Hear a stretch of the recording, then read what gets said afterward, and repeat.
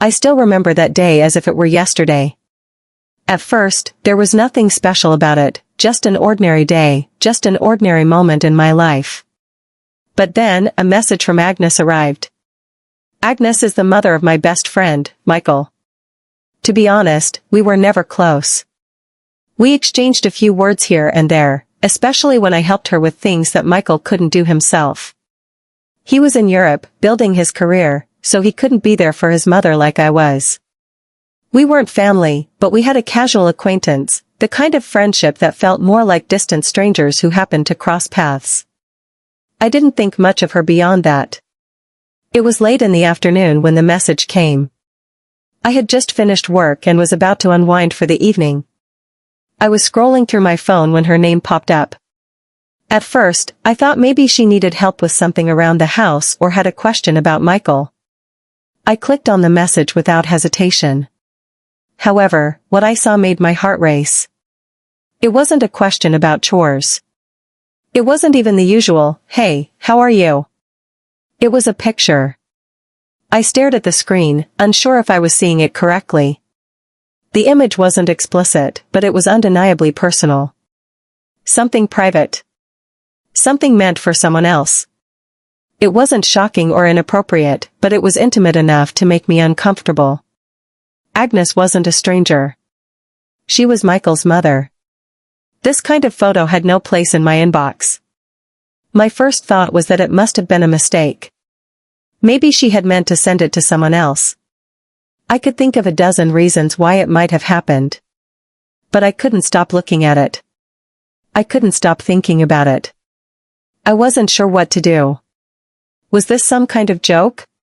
Was she trying to send a message? I didn't know. The whole situation felt wrong.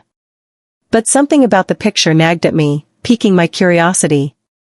I shook the thoughts away, convincing myself it was just an accident, just a mix-up in her contacts. So, I turned off my phone. But even after setting it down, I couldn't stop thinking about it.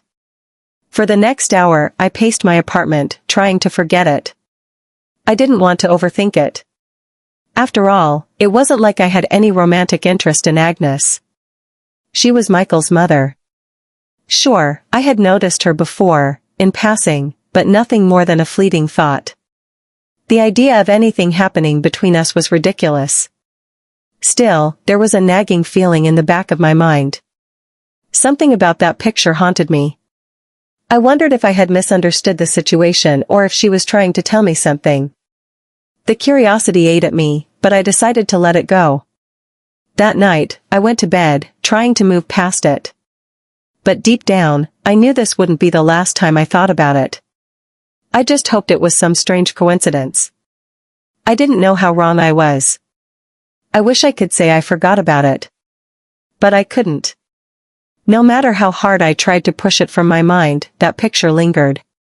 It wasn't the kind of thing I could easily brush off, especially knowing that the woman in it was Michael's mother, someone I had always respected. It felt strange. Unsettling. Like something was off, and I didn't know how to process it. The next day was a blur. I tried to focus on my work, but my mind kept drifting back to the picture. I told myself it was nothing.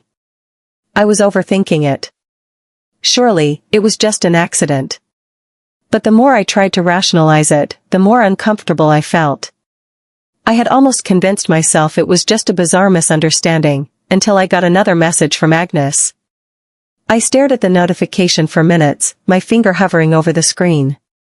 I didn't know if I should open it. But my curiosity got the better of me. This time, the message was short and direct. No greeting. No small talk. Just one sentence. Did you like the picture? My stomach twisted. I sat there, frozen for a few seconds, my mind racing. There was no mistake. The first time could have been an accident. But this? This was intentional. She had sent me a personal photo. And now, she was asking if I liked it. I felt my face go pale.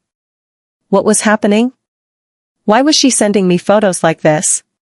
Had she done this with others? Was she just looking for attention, or was there something deeper going on?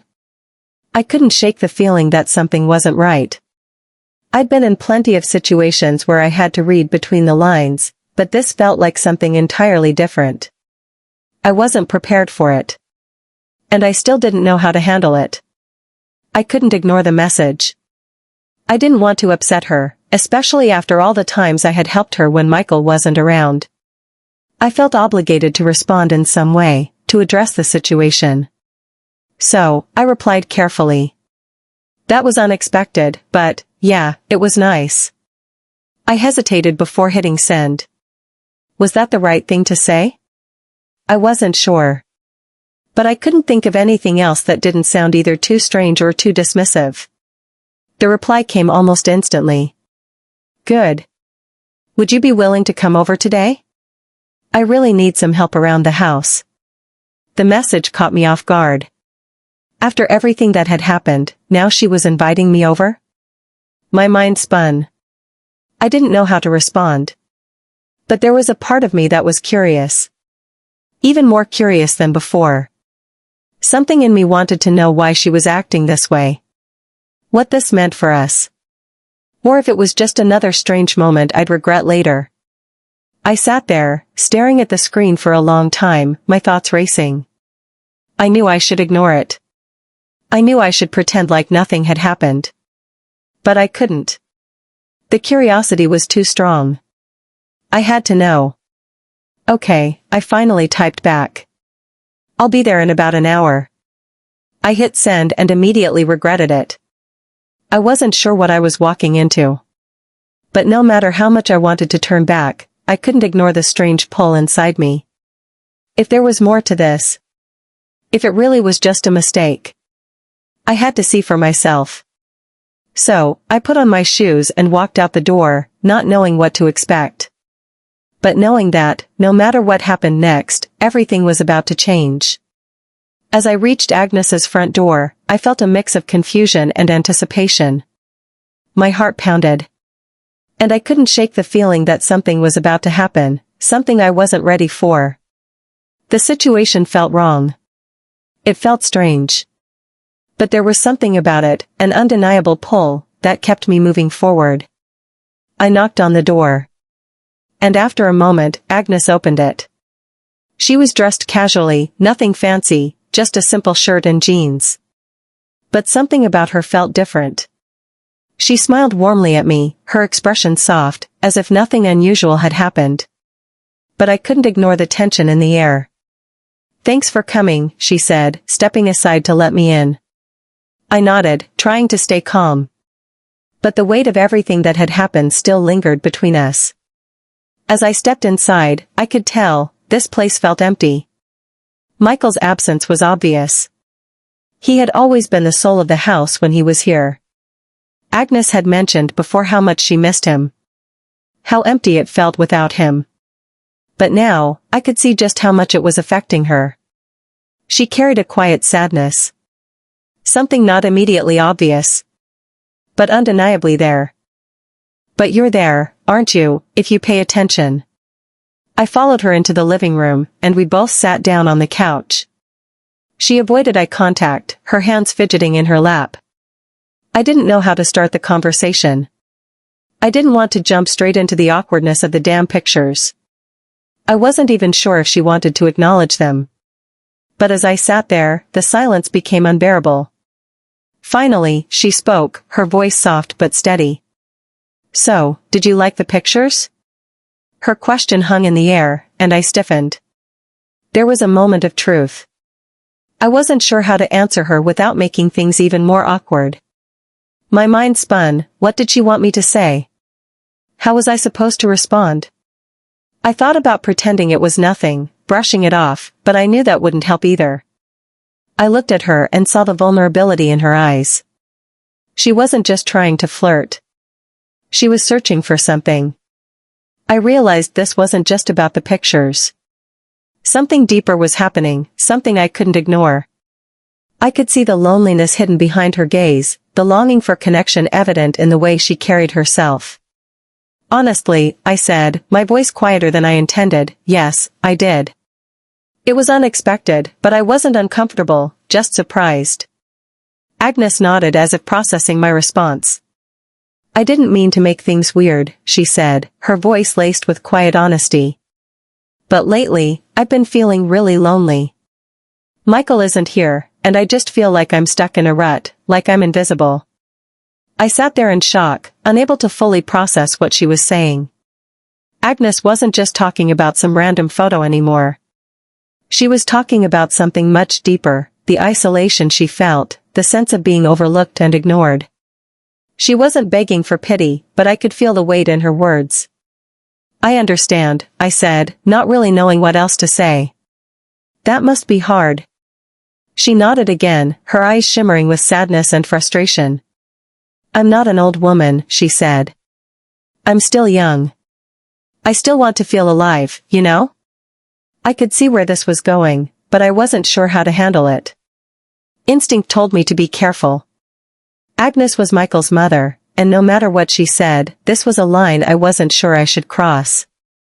But at the same time, I understood what she meant. I couldn't imagine the loneliness she must have felt, especially with her son gone for so long. And while I knew I shouldn't let myself get too close, something about her vulnerability drew me in. I'm not trying to make things weird, she continued, her voice almost a whisper. I guess I wanted to know if I could still feel desired. If someone out there could notice me again. There was a long pause, and I felt the weight of her words settle over us. I didn't know how to respond. I had never seen Agnes like this before, raw and open. But this wasn't a conversation I had ever prepared for, not with Michael's mother. I just feel lonely, she said, her voice breaking slightly. And I don't know who else to talk to about it. I didn't know how to respond. This wasn't something I could easily fix, and I didn't think it was something I should even try to fix. But the empathy I felt for her was undeniable. In some ways, I knew exactly what she was feeling. Everyone feels lonely at some point in their lives, no matter who they are or how old they get. And Agnes wasn't just looking for someone to talk to, she was looking for a connection. But what did that mean for me? Was I the right person to fill that void? Sitting there on the couch, I felt like I had stepped into territory I wasn't ready for. Agnes's confession lingered between us, and I wasn't sure how to react. A part of me wanted to offer comfort. But another part, maybe the more rational part, reminded me that crossing certain boundaries only led to trouble. She was Michael's mother. No matter how lonely she felt, I couldn't ignore the lines that existed between us. Or at least, I thought I couldn't. I see, I said after a long silence, trying to keep my voice steady. I understand that things have been hard for you. But I don't think I'm the right person. I mean, I can't be the person you turn to for this. Agnes's eyes dropped to her hands in her lap, and for a moment, she seemed to shrink into herself, as if the weight of her loneliness had become too heavy to carry alone. She didn't respond immediately, and I could feel the tension rising in the room. I didn't want to hurt her feelings, but I had to set boundaries. It wasn't that I didn't care. I did.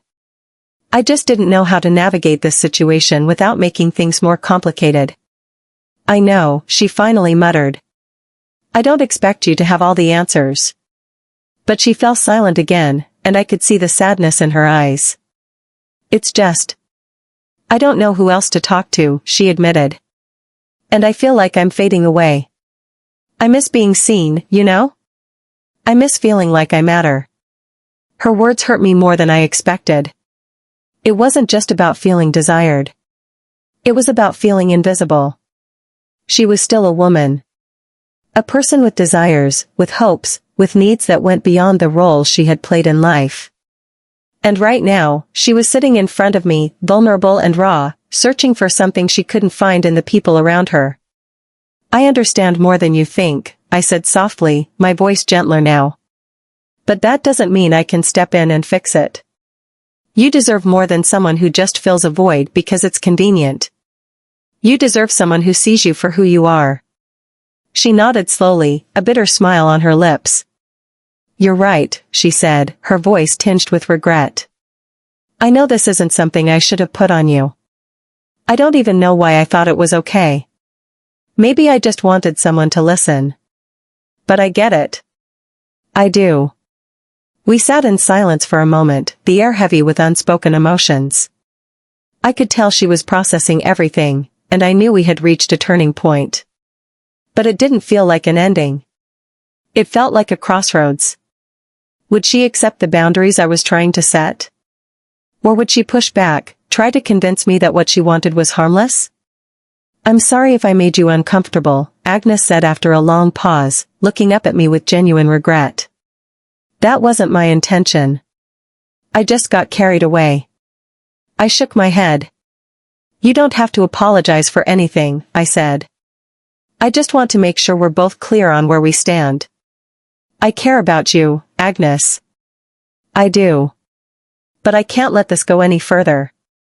Not like this. She looked at me, and for a moment, I thought I saw a flicker of understanding in her eyes. Maybe she had known, deep down, that what we were talking about wasn't something that could continue. She was looking for connection. But it had to come from somewhere else. It had to come from a place of mutual respect and honesty. I understand, she said quietly. I really do.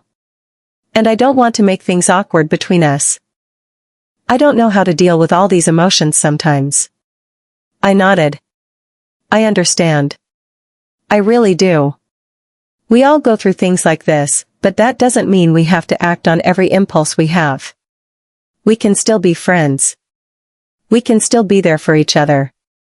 But we need to keep those boundaries intact. Agnes was silent for a moment, looking at me with a mixture of gratitude and relief. I think I needed to hear that. I was afraid you'd walk away and never talk to me again. I'm not going anywhere, I reassured her. I'm still here for you. But we need to be healthy. We can talk about anything, but we need to respect the space between us. She smiled, the first genuine smile I had seen from her since I arrived. Thank you, she said softly. Thank you for being honest with me. I guess I just needed someone to remind me of what really matters. When I left her house that day, I felt both relieved and uncertain. The air between us was lighter, but something still lingered in the back of my mind. We had talked, however awkwardly, but I couldn't help wondering what would happen next. Would she be okay? Would things stay like this, or would there be another moment where the lines blurred? For now, I was glad I had set boundaries. I was glad we had talked, even if it hadn't been easy. It felt like a necessary step, one neither of us could avoid. The next few days felt like a delicate balancing act. Things between Agnes and me were slightly awkward, but we tried to keep our conversations light. I couldn't shake the feeling that we were both tiptoeing around an unspoken world of emotions. It was clear we had addressed the big issue, her feelings for me, but the fallout still remained, like an invisible weight hanging between us. I had promised myself I wouldn't overthink it, that we could return to normal. But once you cross a line like that, even when it's acknowledged and respected, there's always something in the air that you can't ignore. The next time I went to her house to help her with something small, moving a box or fixing something in the house, the tension was obvious. She was still Agnes, kind, witty, and full of life, but there was a new layer to her, one I couldn't ignore. The warmth she usually carried was now mixed with a quiet hesitation, a subtle distance that hadn't been there before. "How's work?" she asked, offering me a drink as I stepped inside. The familiar small talk. Nothing too deep, nothing too personal. I appreciated the effort to keep things easy, but it felt forced. It felt like we were both pretending that nothing had happened when, in reality, everything had changed and neither of us had the courage to admit it. "It's fine," I answered, taking the glass of water she handed me. "Busy as always, you know." She nodded, smiling tightly. "Yeah. I remember the days when you were young and chasing your dreams." I could tell she wasn't just talking about work. She was talking about something deeper, the dreams she once had, the life she thought she would lead, and the reality of where she was now. Alone.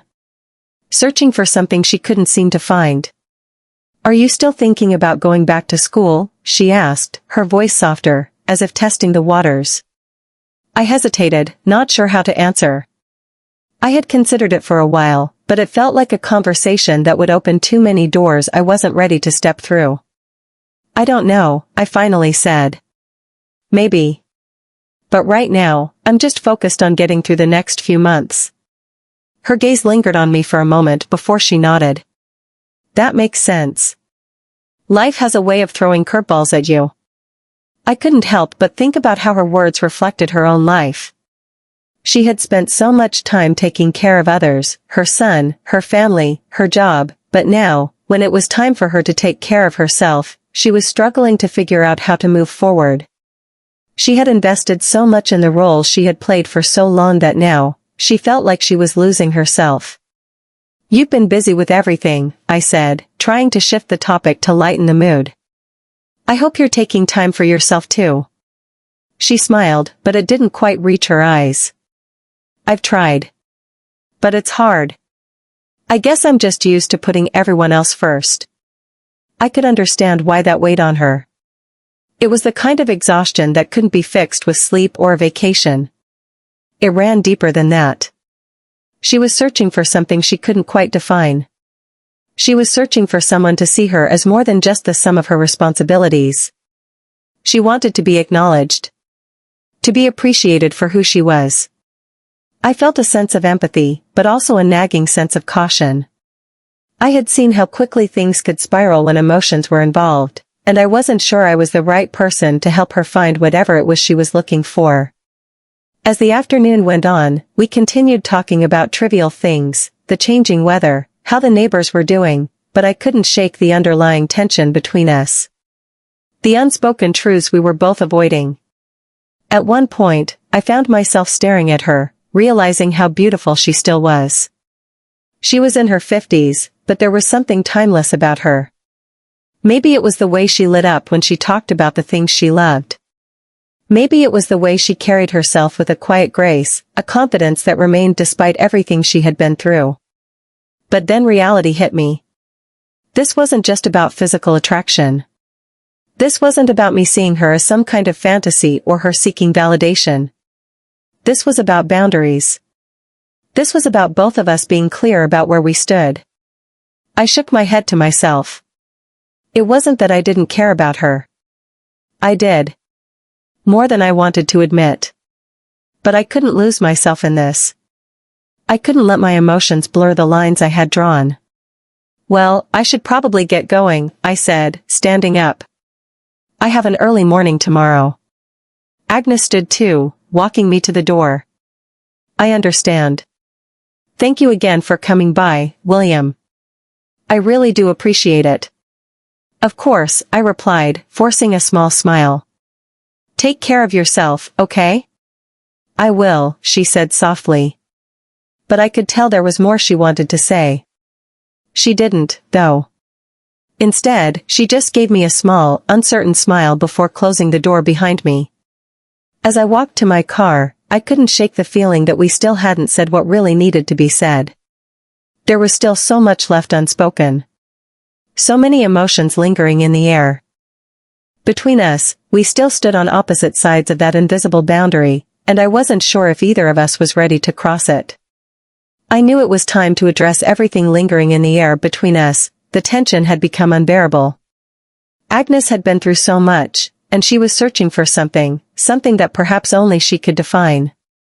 As for me, I had been doing my best to navigate the space between kindness and boundaries, trying to understand my place in her life and where I could continue to keep a safe distance.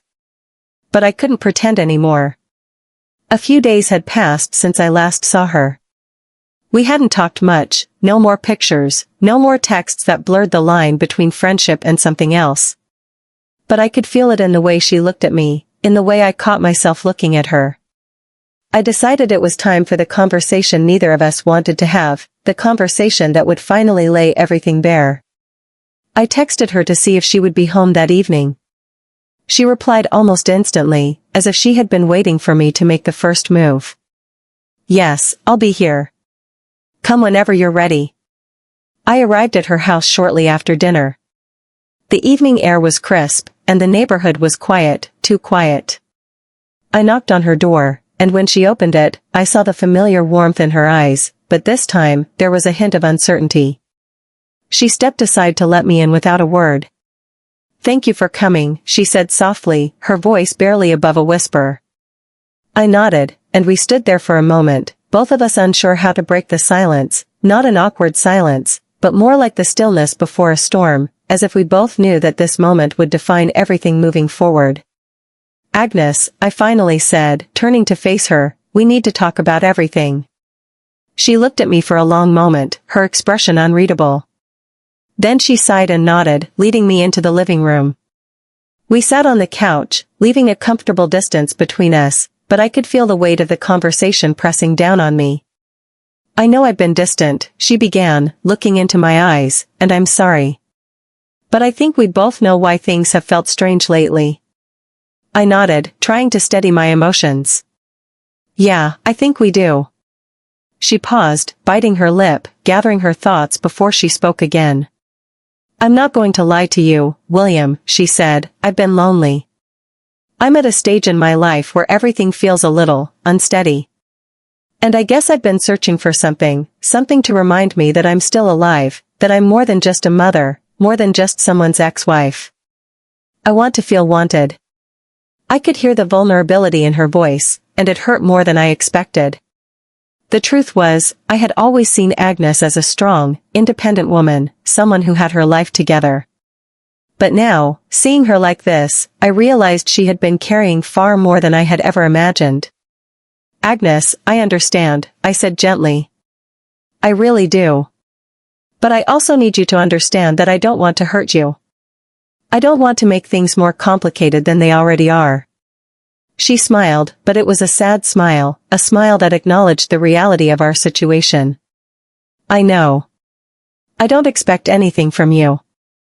I guess I needed to know if this was real, the things I've been feeling, if they were worth pursuing or if it was just my mind playing tricks on me." I paused, processing her words. The feelings I had for Agnes were complicated. She was someone I respected, someone I had known for years. But this wasn't just about my attraction to her or my sympathy for her loneliness. This was about boundaries. This was about maintaining a friendship without crossing a line that neither of us could come back from. "I care about you, Agnes," I said, my voice steady, "but I can't give you something that wouldn't be right for either of us. We're at different stages in our lives, and I think it's important that we respect where we are right now." She looked at me, her eyes softening, and I saw the relief in them. Maybe she had been waiting for me to say the thing we both needed to hear. "I understand, William," she said, her voice barely audible. "I don't want to make things harder. I just needed to hear that."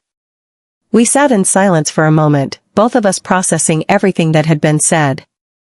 There was no dramatic conclusion, no grand gestures, just an understanding that we had both learned something about ourselves and about each other. Our relationship wouldn't be the same, but it didn't have to end on bad terms either. "I think that's for the best," I added, standing up. "You deserve someone who can give you what you need. I can't be that person, but I'll always be here if you need me." Agnes stood as well, walking me to the door. "Thank you, William," she said. "For being honest with me. For not letting this go too far." I smiled at her, the tension between us finally lifted. "Take care of yourself, Agnes." "I will. You too." As I walked back to my car, I realized that life isn't about finding perfect solutions or easy answers. Sometimes, it's about knowing when to step back and let things unfold in their own time. Agnes and I had crossed paths at the right moment, but we were both wise enough to know when to move on. We weren't meant to be more than what we had been, and that was okay. And with that, this chapter in our story closed, not with fireworks, but with a quiet understanding. Life has a way of throwing things at you that you never expect, things that make you question everything. And that's exactly what happened with Agnes. At first, it was just a mistake. Or at least, that's what I thought. A picture. An unexpected message. One thing leading to another. It felt like I was walking on a tightrope, uncertain of what was real, what was a misunderstanding, and what was just loneliness disguised as something else.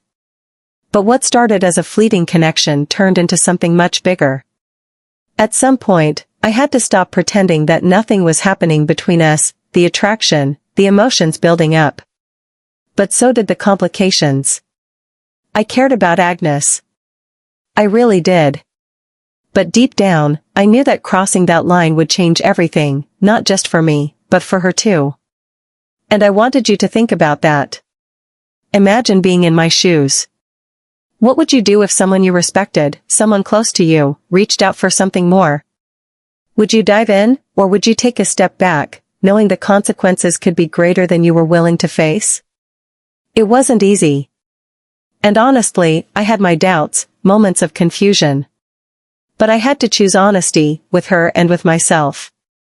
So for anyone out there who finds themselves in a situation like this, take a moment to think about the bigger picture. It's not just about desire or fleeting connection.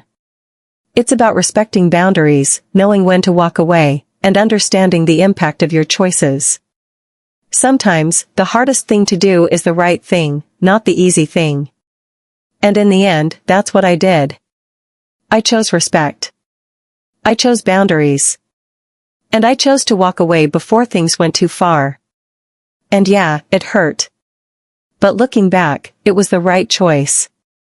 So if you were me, what would you have done? Would you have taken the risk? Or would you have stepped back like I did? Think about it. What would you do?